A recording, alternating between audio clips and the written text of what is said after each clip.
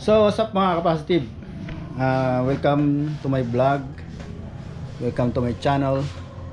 Dito na naman tayo sa ating printing shop natin. Ito. Our video for today is itong sa eco-solvent natin na printer.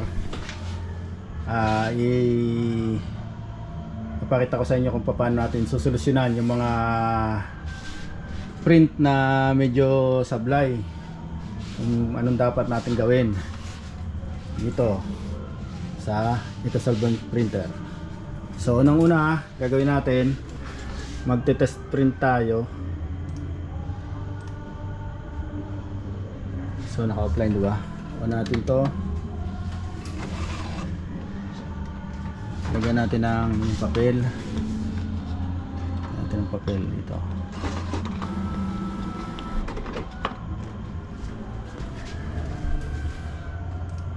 Test print natin.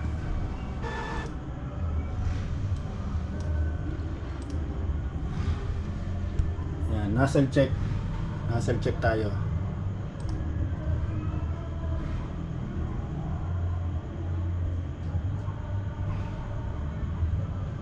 Oh, tagal-tagal.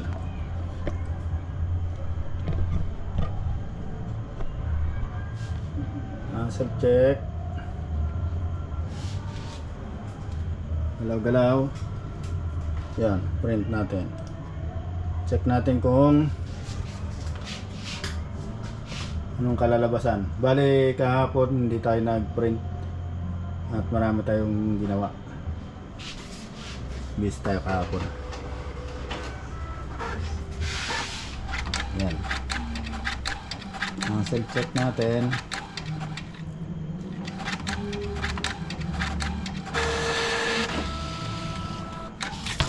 So yun,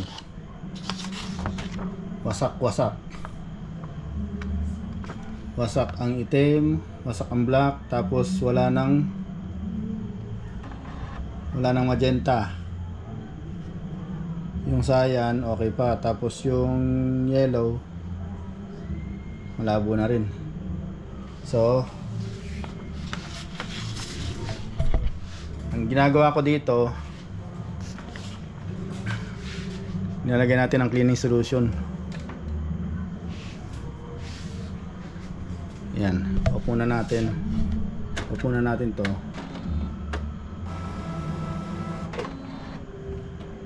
Yan, hindi yan magagalaw. Ang gawin natin, i-on natin, tapos antayin natin mag-blink.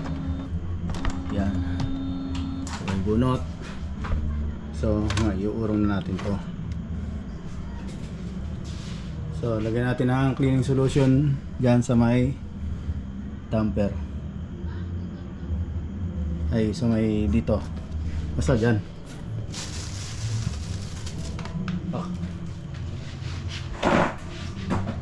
Ito ang ating cleaning solution. Kailangan lang natin ng syringe. Medyo malabo na kasi ano. Makan ko, ikaw na mag-siring. Yan. Wala pa itong dito. Lagyan natin ang cleaning solution dito. Dapat puno yan. Yan. Yan, puno na. Oo, agad yun. Meron ng dating laman eh. Ginagawa ko yan mga 3 times a week. Pwede na yun. Tapos bababad lang natin to. Yan. Ito natin yan. Nabulot pala. Siya. Mali siya mag-tutorial, guys. Ito natin.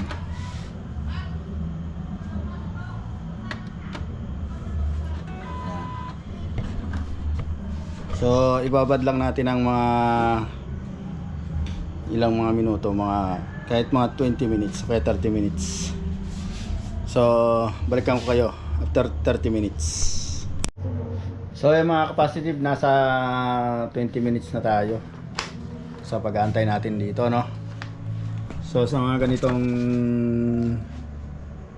tama ng ano ng nozzle check natin, medyo masama na. Wala na kasing ano, yung magenta na wala. Tapos yung mga print ng ano rito ng text, medyo may guhit-guhit na rin. Tsaka yung black. So ang gagawin natin diyan,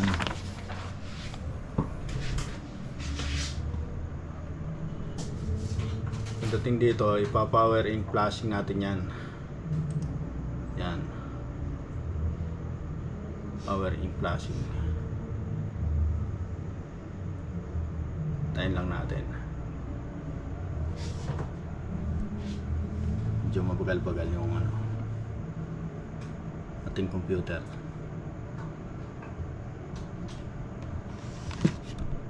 Power ink flashing. Tapos piprint ano rin natin, nozzle check natin ulit patapos.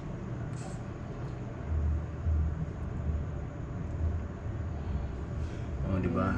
Bagal. Okay.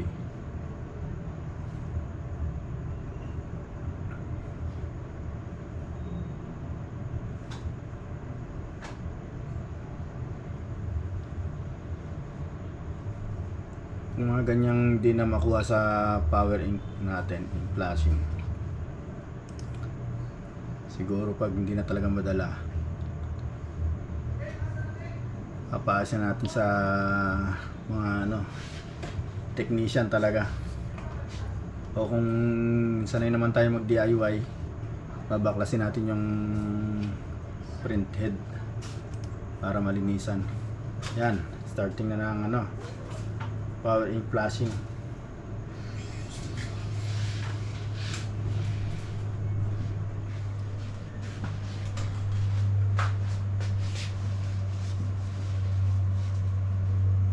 Ito yung ating waste ink,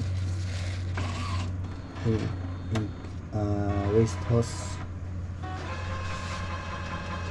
Ayan.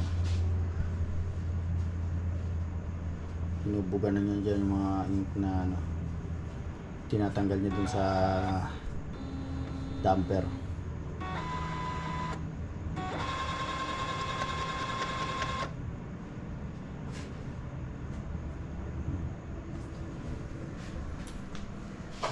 Tapos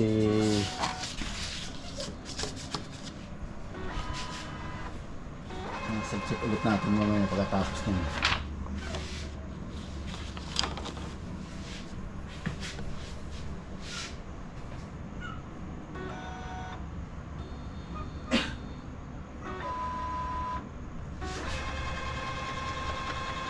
Medyo madami-daming ink lang ano yan pag nagpa-power ink flashing. Mas maraming ink ang natatapon, pero okay lang ink matapon kasi naman yung print natin ang sayang. Ayan o. Check nyo rin lagi yung level ng mga ink, baka hindi nyo na mamalayan, natutuyuan na pala ng ink. So, mas lalo malaking problema yan.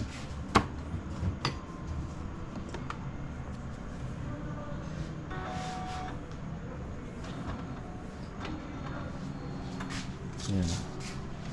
So ayan, pag ganyan, kiklik natin yung finish.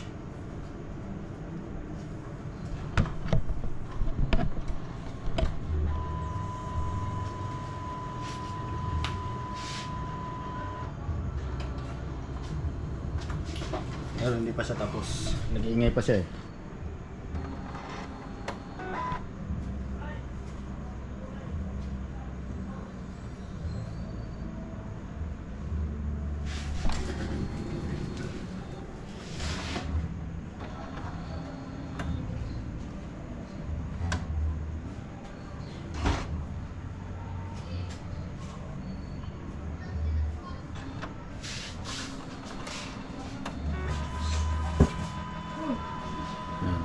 Hindi pa siya tapos.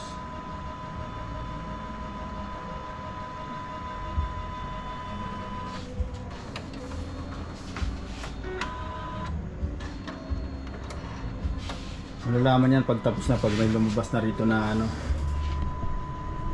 print nozzle check. So, antayin lang natin matapos.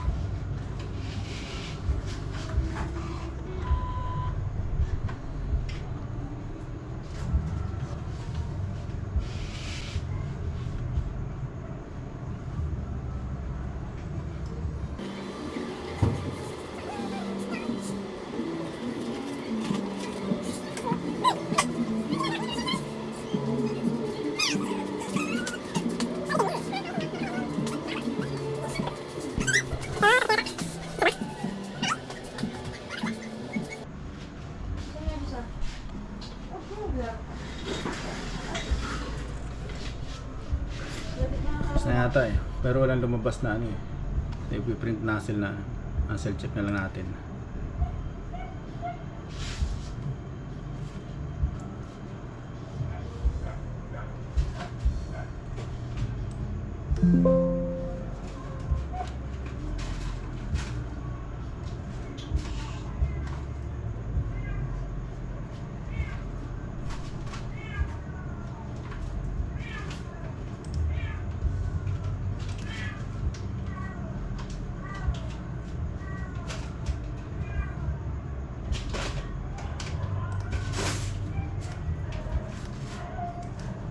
Bagal talaga, bagal.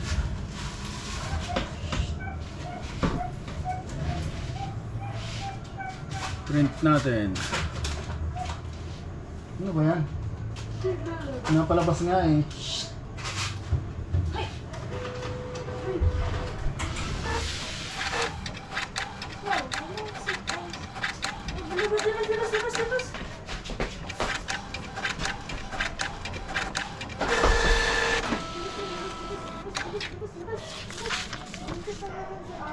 So, yan ha.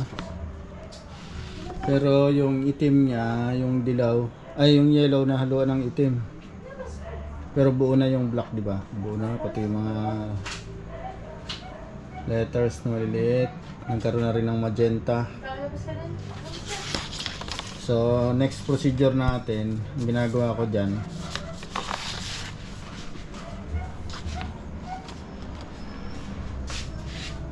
finish na natin to. Itong CMYK, piniprint ko yan.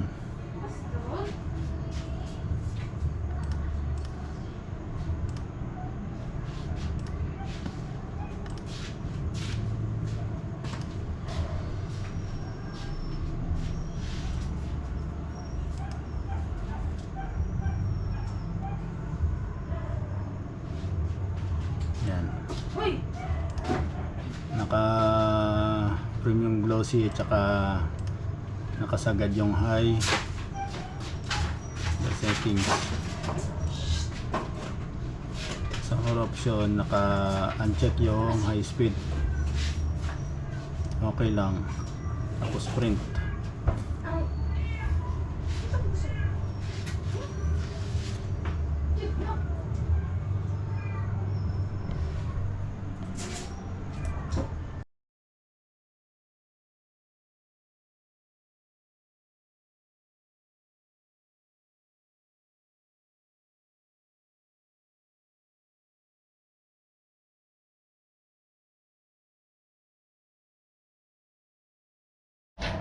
So ayun oh. Kahit okay na yung ano natin, nozzle check. Pero yung output ng print natin ay diba? Sabog-sabog. Ayun oh. Sabog-sabog pa yan. Kaya kailangan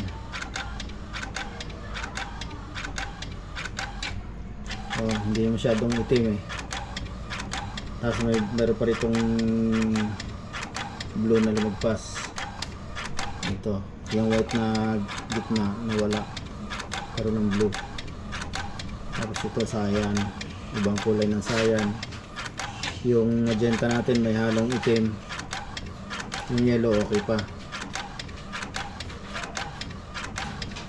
Pero yung yellow dito sa ano natin may itim na halo. tapusin lang natin. Kaya natin natapos yung pagpiprint. So yan. Ang ginagawa ko dito, pag ganito yung result ng print nya, nagpiprint ulit ako ng mga ganito, pero dinadamihan ko na hanggang sa maging maganda na yung output nya. So sinasalangan ko lang siya ng mga bond paper, kasi kapag diretso tayo sa sticker, sayang naman. Kaya papel lang muna tayo. Salangan natin ng ganyan, tapos ipiprint natin ito, tapos preference,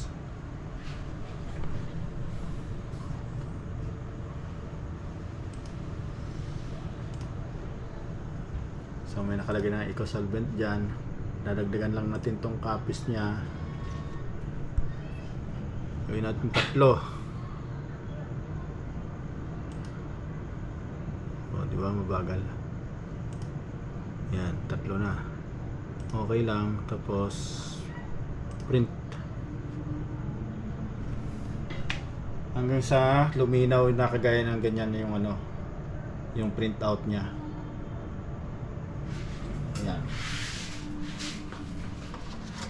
So hanggang makuha natin yung saka tayo magsasala ng sticker, tapos testing lang din natin ulit kung okay na sa sticker. Pag hindi pa rin, ganito ulit ang gagawin ko. Sa akin lang ganito ang ginagawa ko Kaya ayan. So medyo matagal yan kasi naka high. So piprint natin hanggang sa luminaw yan. Patay lang natin. 3 yan. So balikan na lang natin pag okay na. Ayan o.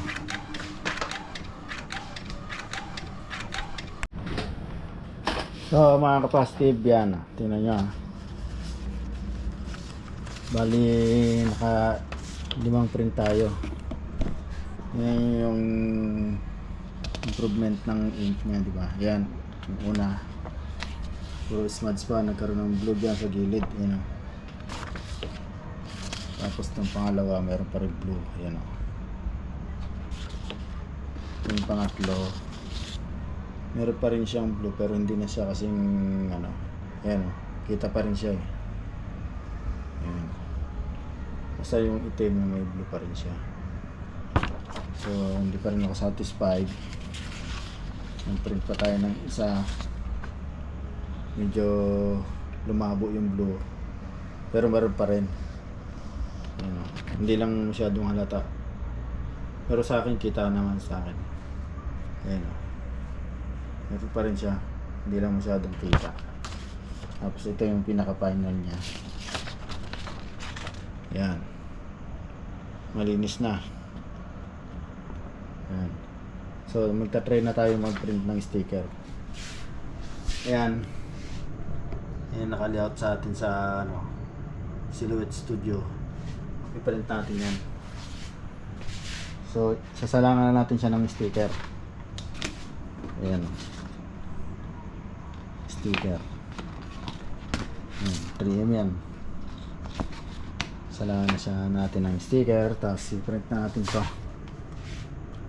Tingnan natin yung result kung smooth na ba. So i-print na natin diretso. Yan.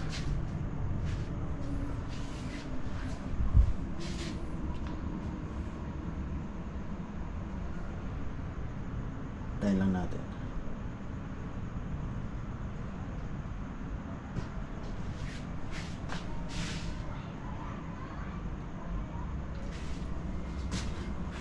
Galaw-galaw.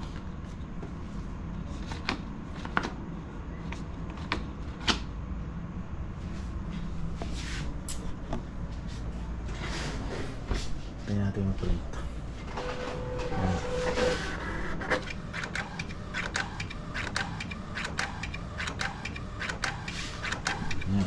print na yan.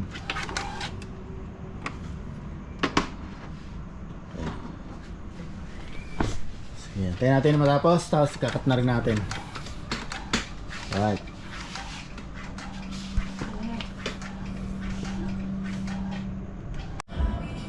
So yun na, natapos na ang pag-print ng sticker. Kita nyo naman, smooth na smooth, diba? Walang mga smudges na mga kulay na pakalat-kalat yan, diba? At least bago natin i-try si sticker, sigurado na tayo na walang problema. Yan o. So ikakat natin yan sa Cameo. Lagyan lang natin ng phototop. Alright. Yan. So yan o. Yan, lagyan na natin ng phototop, tapos lagyan na natin sa cutting mat. Yan, sasalang natin dito sa ating Cameo.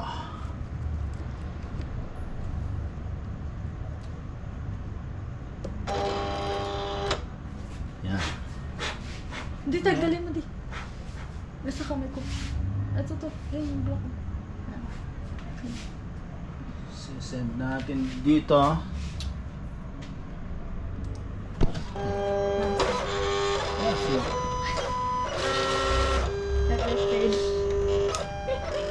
Saan ko sila?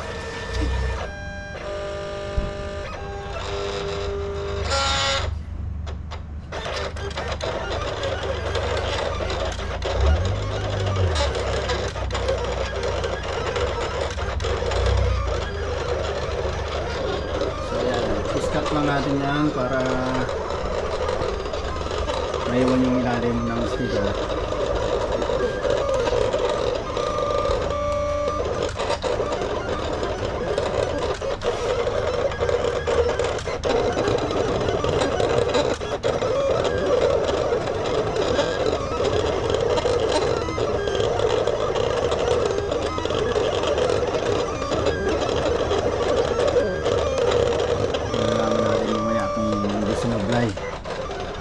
Si Cameo.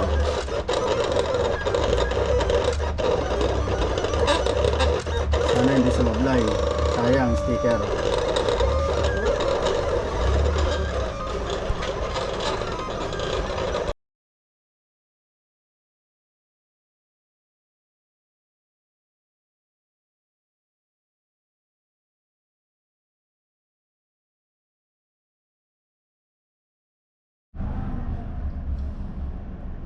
So, check natin kung maganda pa kakat.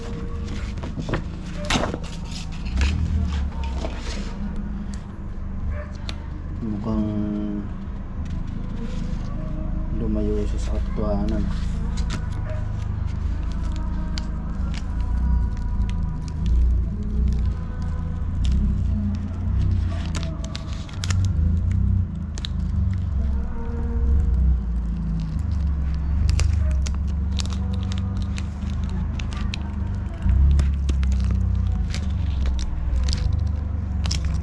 Matutok. Montage nga eh.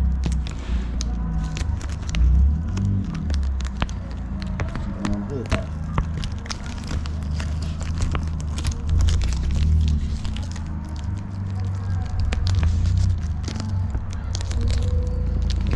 Mga itong montage ito, bagal. Kasi maraming ano yan, maraming cut na kaya hindi masyadong magbibigta.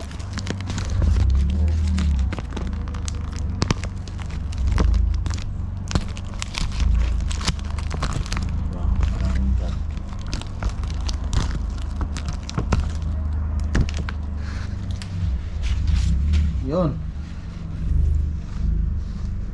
Medyo asti naman. Hindi halata yung sablay.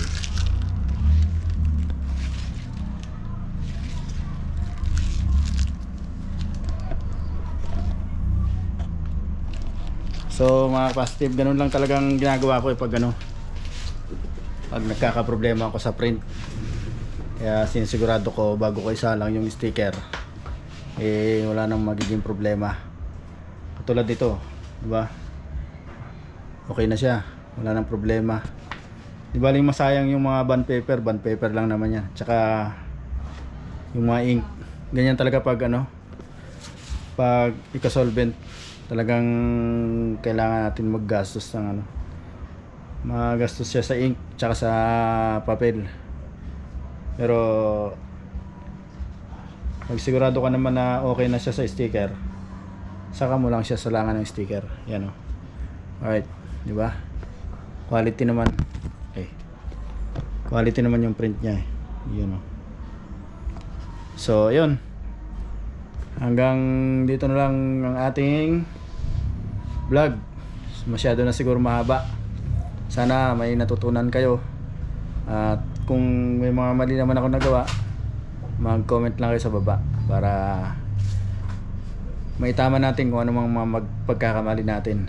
So, hanggang dito na lang. Dito kits na lang next vlog. Alright.